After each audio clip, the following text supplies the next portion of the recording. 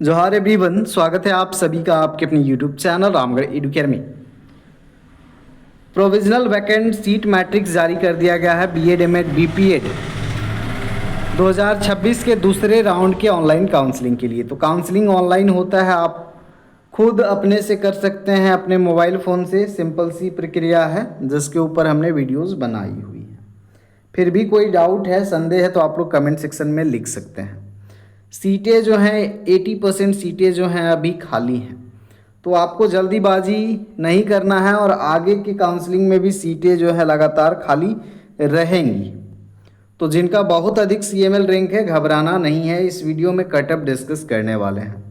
तो आप सबसे पहला काम करें, सीट मैट्रिक्स को अच्छे से देख लें, है ना। यहाँ पर ऊपर के जो आप 4 गवर्नमेंट कॉलेज देख रहे हैं, गवर्नमेंट कॉलेजों में भी यहाँ पर सीट खाली है। गवर्नमेंट कांके बॉयज़ में 37 खाली है, विमेन वाला रांची बरियातू में 40 है, देवघर में 28 खाली है और हज़ारीबाग में 30 खाली है। यहाँ पर कैटेगरी वाइज भी आप देखेंगे। एक चीज़ यहाँ पर समझेंगे, जिनको यूआर सीट मिला हुआ है, कैटेगरी से हैं और यूआर सीट मिला है, तो स्कॉलरशिप मिलेगा कि नहीं? तो बिल्कुल मिलेगा। यूआर के इतना आप मार्क्स लाए हैं उतना आपका सीएमएल या कैटेगरी रैंक है जितना में यूआर कैटेगरी का सिलेक्शन हो रहा है। इसीलिए आपके कैटेगरी में सीट ना मिल करके आपको यूआर कैटेगरी में सीट मिल रहा है। ये अच्छी बात है, इससे कोई भी बुरा इम्पैक्ट नहीं पड़ेगा। तो यूआर सीट भी आपको अलॉट हो सकता है और ये अच्छी बात है कि आपका स्कोर अच्छा है। स्कॉलरशिप मिलेगा कि नहीं इस कंडीशन में, ये भी एक सवाल था। तो स्कॉलरशिप बिल्कुल मिलेगा, टेंशन नहीं लेना है। तो कॉलेजों का आप लिस्ट बना लें अपने एरिया अपने लोकेलिटी के अनुसार। और यहाँ पर सीटों की संख्या देखेंगे ना, बहुत सीट खाली है। कॉलेज वाइज आप देख लेंगे, कैटेगरी वाइज भी 84, 45, 46, 69, 33, 81, 75, 82 सब में इसी तरह से खाली है। बहुत सारे कॉलेज में 60 से ऊपर खाली है, 80 से ऊपर खाली है, आप देख लें ना। तो सीटें बहुत खाली हैं, आप ध्यान से काउंसलिंग में हिस्सा लीजिए। फ़िलहाल बात कर लेते हैं गवर्नमेंट कॉलेज में। अब यहाँ पर कोई बैरियर नहीं है कि कितने मार्क्स या कितने सीएमएल वाले अप्लाई कर सकते हैं। अप्लाई करने का तो जो लास्ट सीएमएल है या लास्ट कैटेगरी रैंक है वो भी आवेदन कर सकते हैं, उसमें कोई बैरियर नहीं लगा हुआ है। लेकिन कॉलेज मिलने की संभावना किनको अधिक है? तो सबसे पहले गवर्नमेंट की बात कर लेते हैं। तो गवर्नमेंट में जो यूआर कैटेगरी के अभ्यर्थी हैं, जिनको सिर्फ यूआर रैंक मिला है 500 तक, अगर आपका सीएमएल रैंक है तो आप आवेदन कर सकते हैं गवर्नमेंट कॉलेज के लिए। अब गवर्नमेंट कॉलेज के लिए आवेदन करते हैं तो उसके नीचे और भी प्रेफरेंस रखिए, semi government, private. In case अगर अलाउट नहीं होता है गवर्नमेंट तो आपको सेमी गवर्नमेंट मिल जाए।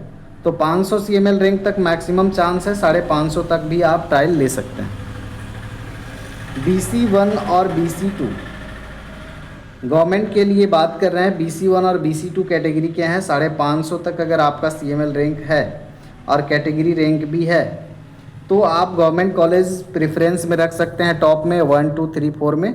उसके बाद सेमी गवर्नमेंट, प्राइवेट रख सकते हैं। और अगर आपको नहीं लेना है प्राइवेट में तो सिर्फ गवर्नमेंट सेमी गवर्नमेंट रखिए। और जिनको प्राइवेट में लेना है, जिनको पहले ही पता चल जाता है कि हमें तो गवर्नमेंट या सेमी गवर्नमेंट इतना में नहीं मिलेगा, तो सिर्फ आप प्राइवेट रख सकते हैं, कोई दिक्कत नहीं है। एसटी कैटेगरी के अगर हैं और आपका सीएमएल रैंक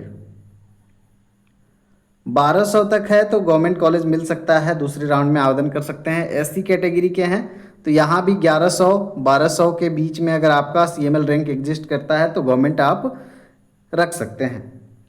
ईडब्ल्यूएस अगर हैं आप 1000 से 1100 के अंदर में है तो गवर्नमेंट कॉलेज आप प्रेफरेंस में रख सकते हैं, मिलने की संभावना है।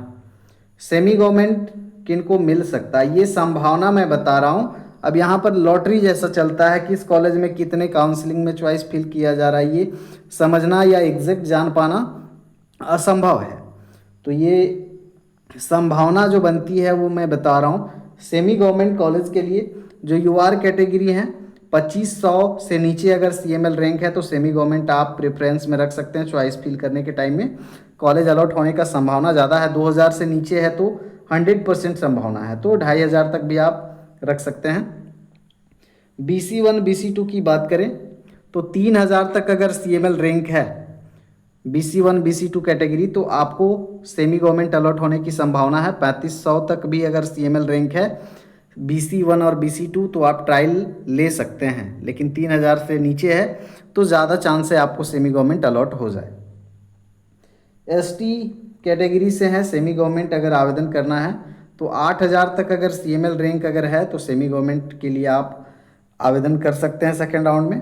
और SC कैटेगरी से हैं तो 8000 से 8500 के बीच में अगर CML रैंक आपका एग्जिस्ट करता है तो आप सेमी गवर्नमेंट कॉलेज के लिए काउंसलिंग में हिस्सा ले सकते हैं। अब ऐसा नहीं कि सिर्फ सेमी गवर्नमेंट या गवर्नमेंट ही रख दिए, उसके नीचे अगर आपको लगता है कि कम चांसेस हैं, 50-50 चांस है, तो आप नीचे और भी कॉलेज रखिए अपने नज़दीकी कॉलेज, ताकि अगर गवर्नमेंट ना मिला तो आपको सेमी गवर्नमेंट या प्राइवेट कॉलेज अलॉट हो जाए। EWS की बात करें तो यहाँ पर जिनका 5000 से 6000 के बीच में या 6000 से नीचे CML रैंक है तो आवेदन कर सकते हैं सेकेंड राउंड में सेमी गवर्नमेंट के लिए। 500 से नीचे है तो अधिक चांस है। अब प्राइवेट की बात करते हैं तो प्राइवेट में यहाँ पर बात करते हैं ST कैटेगरी और SC कैटेगरी। तो जो लास्ट तक जो हैं जिनका CML सबसे लास्ट में है 35,000 से ऊपर है, 30,000 से ऊपर है, वो भी आवेदन कर सकते हैं। लेकिन अगर रांची में, हज़ारीबाग में, टाउन एरिया में अगर चाहते हैं तो कोशिश करें कि 25,000 से नीचे CML रैंक है तो आवेदन कर सकते हैं। बाकी अदर दूर दराज कॉलेज का लोकेशन पे भी डिपेंड करता है, जैसा लोकेशन वैसा काउंसलिंग में ज़्यादा लोग चॉइस फिल करते हैं। तो 25,000 तक अगर CML रैंक रहता है तो दूसरे राउंड में आवेदन कर सकते हैं स्पेसिफिक कुछ खास शहरों के लिए। बाकी लास्ट राउंड तक आवेदन कर सकते हैं। और प्राइवेट आवेदन कर रहे हैं तो कम से कम 4-5 कॉलेज रखिए, और बहुत कम चांस आपको लगता है तो ज़्यादा कॉलेज आप चॉइस फिल कीजिए। BC1 और BC2 कैटेगरी के जो अभ्यर्थी हैं प्राइवेट कॉलेज के लिए आप 18,000 तक CML रैंक है तो आवेदन करें, और 20,000 CML रैंक वाले भी यहाँ पर चांस ले सकते हैं प्राइवेट कॉलेज में नामांकन के लिए। कोई बैरियर नहीं है, 25,000 30,000 उससे ऊपर वाले भी ट्रायल ले सकते हैं, और रेयरली मिल भी सकता है, लेकिन ज़्यादा चांस है कि 18,000 के नीचे वालों को मैक्सिमम चांस है। 20,000 तक भी कॉलेज अलॉट हो सकता है सेकेंड राउंड में।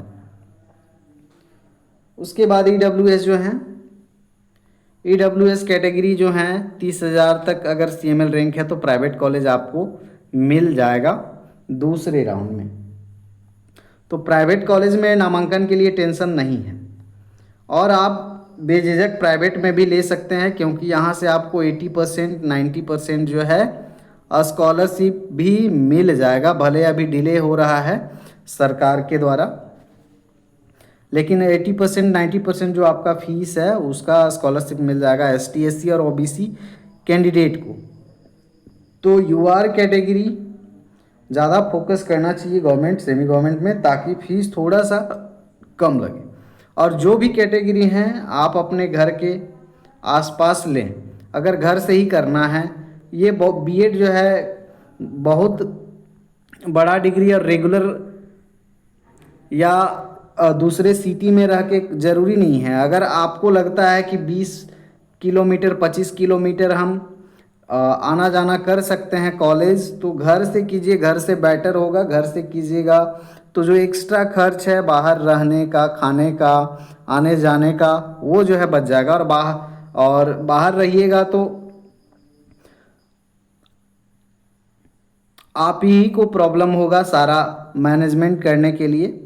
और पास में अगर कॉलेज रहता है तो आप जो हैं क्लासेस भी स्किप कर सकते हैं, इसमें भी आपको बेनिफिट मिलेगा, थोड़ा आपको फ्रीडम भी मिलेगा, अपना लोकल कॉलेज रहेगा तो अपने हिसाब से इसको देख लीजिए। PDF तो हमने शेयर कर ही दिया है।